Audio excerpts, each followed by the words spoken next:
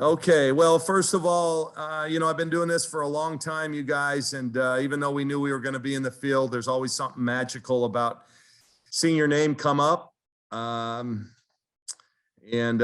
thrilled that we have a chance to compete in the NCAA tournament. 5 seed, I don't think that was any surprise. I thought that's probably where we were going to be. The question was where we would be going and who we'd play. All I remember, because I was following the Zags last year, I think Belmont was a 12 last year in this tournament and beat the number 5 Zags. So that's what I told our team. I don't know a lot of the particulars yet. I haven't had a chance to really look into that, but I know they're going to be good. They've been good for a long time. They seem like they're in the NCAA tournament each and every year. And it's a semi-home game for them. They're going to, I'm sure, have a lot of fans in the Knoxville area. And so anyway, again, we're excited to be playing, and we hope to go down and compete, play our best. All right, we'll open up for questions. Let's start with James Crepia, and then we'll go to Andrew Houghton. Kelly, you mentioned obviously not a lot by way of history with these two programs, but in terms of the destination you'll be in, certainly a historic one for women's college basketball. Any experience you have in Thompson Bowling and what is a very large and cavernous facility who knows it's college basketball? Yes, they do. In fact, I talked to the team after and just to, tell them a little bit about Belmont, where it was and things like that. And I did talk about the fact that we're going to, what really could be the home of women's basketball. I told them that when they were little girls, the college women's basketball world revolved around Knoxville. That was the program. It's the home of the Women's Basketball Hall of Fame. We'll make sure that we have a chance to go there. And yeah, personally, I have played there before. We played them when I was at Gonzaga. We did a home and home back when I had a Jamie Bjorklund on my team and they had an Angie Bjorklund on their team. So we got the two sisters together and played. I am certainly familiar with the fact that really before UConn made their ascension, Tennessee, the Lady Vols were really the standard by which every program was judged. And they're still, to this day, the most storied program. Kelly Harper's come back and really revived the program. And they're certainly formidable. That is for sure. But that's about all I know there. Really, we're not even thinking, Lady Vols. We're thinking all about Belmont Bruins. And they're going to give us everything that we can handle. That's going to be a heck of a game. Andrew? Yeah, Kelly, on just a macro scale, looking at all of the matchups first round in the tournament, I mean, this feels about as deep an NCAA women's tournament as we've seen in a little while. Just what was your reaction, not just to where you guys were seated, quality of opponent, but just generally what this tournament looks like, where teams were seated, et cetera? Well, you want the truth or you want some BS? Give me the truth. I love the truth. Well, the truth is I didn't really watch. We had a little get together and we had some of our donors and things like that around. So I didn't really have a chance to see who was seated where and who was going where. I did notice, however, that the Pac-12 were seated quite well. A lot of respect for the Pac-12. 6 different teams seated 8 or better. That's really, really good. And, you look at the NCAA tournament since 2017, you guys are the numbers people, but we have by far the best record of any of the power conferences in the tournament. So, the Pac-12 got respect in this one, and I think deservedly so. Some people think it might have been a down year for us. I don't think so. And I hopefully that will play out once we get into the field. So those, Andrew, really the only ones other than the 1 seeds that I really paid that much attention to. Sorry, buddy. Let's go to Eric Scopel and then Jared Denny. It's been a little bit since you've played in an opposing gym like this to start a tournament. You guys have been on the fortunate end to host, and last time was a neutral site. Just kind of what can you draw from that? I guess back to 17, I guess that was a pretty good tournament run, but just the unique nature of kind of going cross country like this. Yeah, we haven't had to do it, like you said, in a while. So yeah, it'll be new, certainly to this team. You know, we're relatively new to this tournament. When you consider that our core players, Indy Rogers hasn't played in an NCAA tournament. Tahina Paupau hasn't played in an NCAA tournament. There's your starting backcourt. And nobody else has played in more than one, which was last year, right?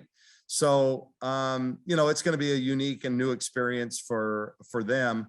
I've had the good fortune to do it and have gone cross country. We've had some success, I think, in 17, as you mentioned. We beat the number 2 seed Duke at Duke in the second round, which was, you know, obviously kind of springboarded us to the program we have now, really.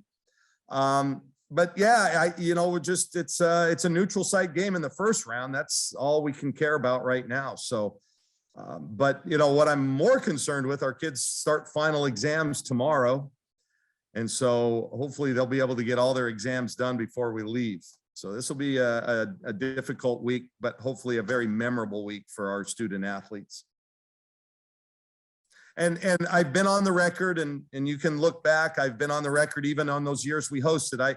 I'm still hoping that women's basketball at some point gets off the top seeds hosting. I just think we can stand on neutral ground, so to speak, from here on out. But that's just me.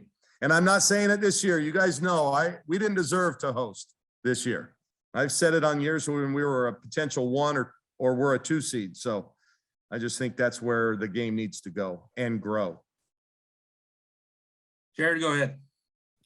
Yeah, you mentioned a few things right there, Kelly. You have a lot of quality players who haven't necessarily played in this tournament before, and you have finals week coming up. What's kind of your message these next few days to try to prepare them for this?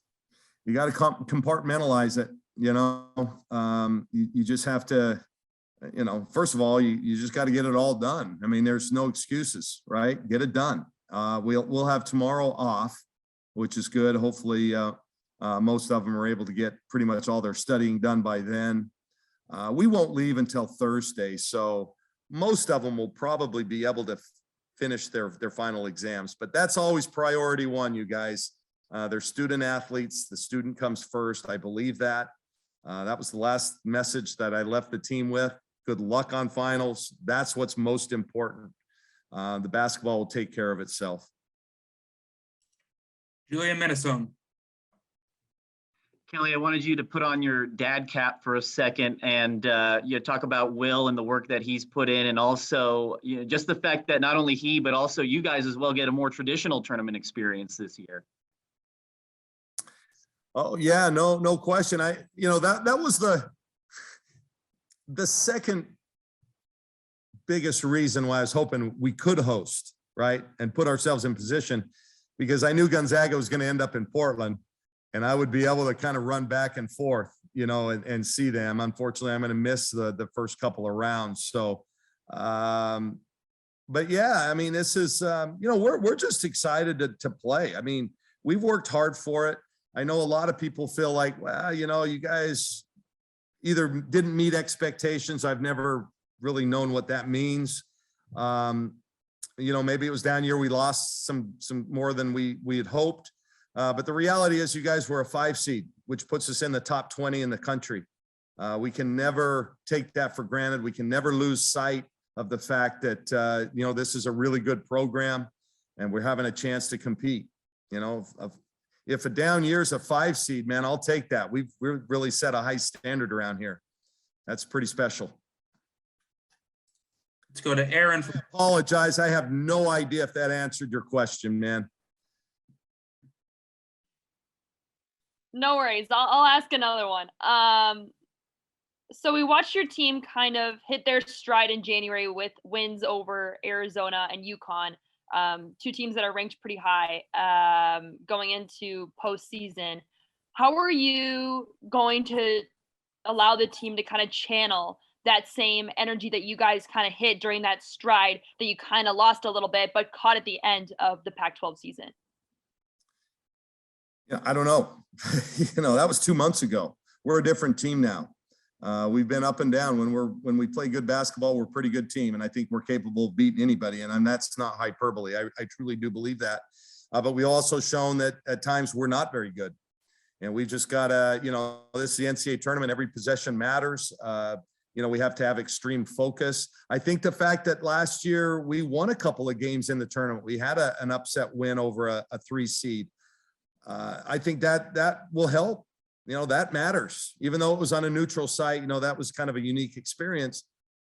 It did matter. We won in the tournament. So our team has seen some success, our returners. So that I think is important. We know we can do it.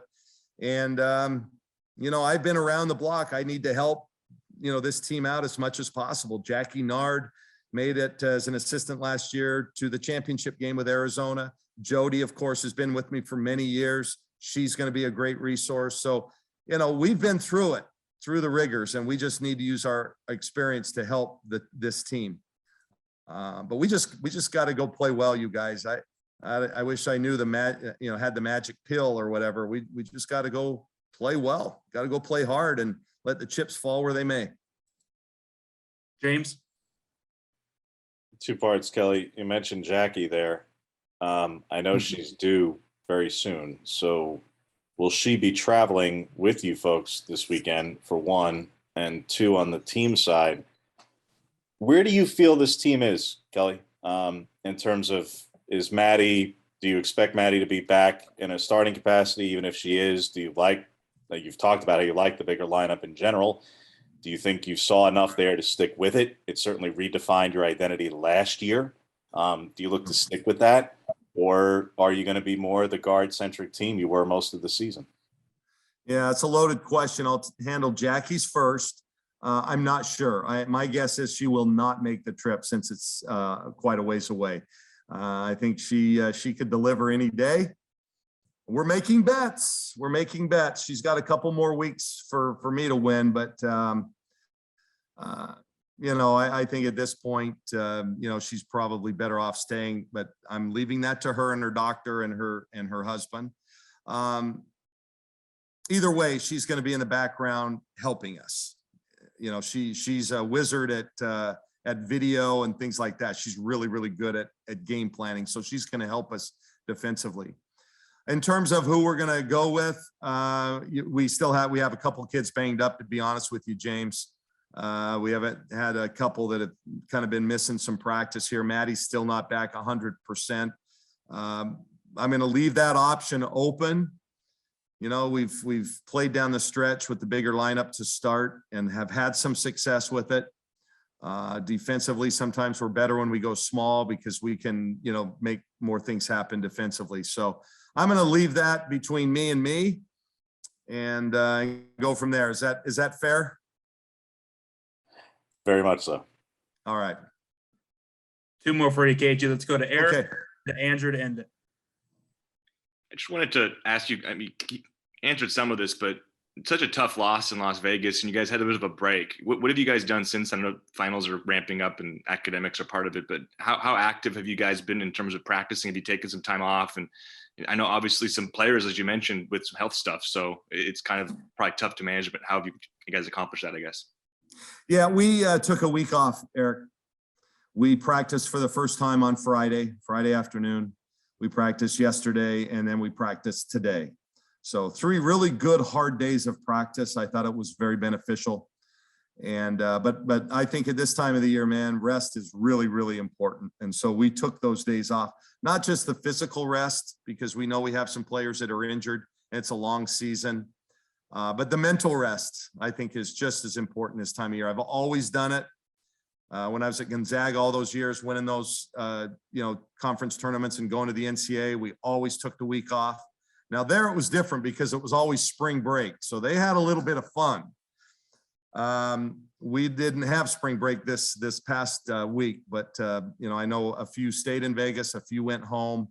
Those that had in-person classes here had to come back. So, but it was a good rest. But we had three days. We'll take tomorrow off. Then we'll practice Tuesday, Wednesday, and Thursday before we leave. Another 3 really good practices, and then use Friday as a prep day for hopefully what will be a long weekend. Last question, Andrew. Kelly, just to go back to Vegas, I know that Utah game was a very kind of Testy, trying one for you personally. After the game, you mentioned that, you didn't do the greatest job coaching in that one. Just what did you personally take out of Vegas from a coaching, motivational support perspective as a head coach that, you've kind of learned and want to apply going into the tournament now? Well, I shouldn't have put our team in that position there at the end. We kind of made a nice move, push to come back, get back in the game. And I made a mistake. I didn't say anything, but obviously they, the disgusted gesture, they, in an important game like that down the stretch, I should know better. I still don't feel like it was all that warranted, but it is what it is. And as a coach, I think anytime you lose a game, Andrew, you feel like there's something that you could have done. I could have pushed a different button. I could have gotten a different lineup in. I could have made an adjustment offensively or defensively that would have made the difference. I think all of us coaches feel that way on close games. 40-point, 30-point blowouts, it doesn't really matter. But I wanted to take the responsibility because, I think I could have done better. But that game's forgotten. It was a tough way to go out, but you got to move on. Last year we limped home last year, man. I don't think won a game the last month. It doesn't seem like, and lost in the first round down there, and then made a nice turnaround in the tournament and actually had a great first game against good South Dakota team, beat them by 20 or so, and then upset the 3 seed Georgia. So not that you can turn it on and off, but I think we can move on and say, hey, that's history. It's gone. It's behind us. What's next? And what's next is a really good Belmont team that I'm looking forward to going home and watching. That's the beauty. You guys, I'm an old fart, right? And I know most of you on this call are young. There was a time when, and I don't know, maybe we've covered this before. There was a time on Selection Sunday or Monday that you would hurry and you'd see who's in your little pod, your bracket, and then you would look at their opponents and you would have to call their opponents and see if they would send a VHS tape to you pronto, right? And you would get VHS tapes.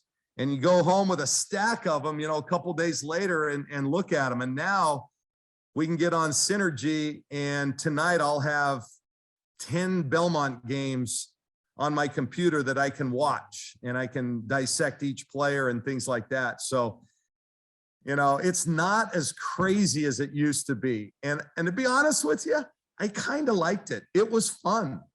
It was fun. As a staff, my staff's already gone home.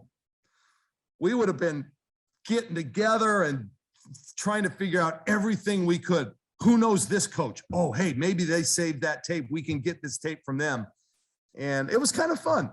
It was kind of fun. So technology isn't always, a bonus or a plus. Sometimes old school is still more fun.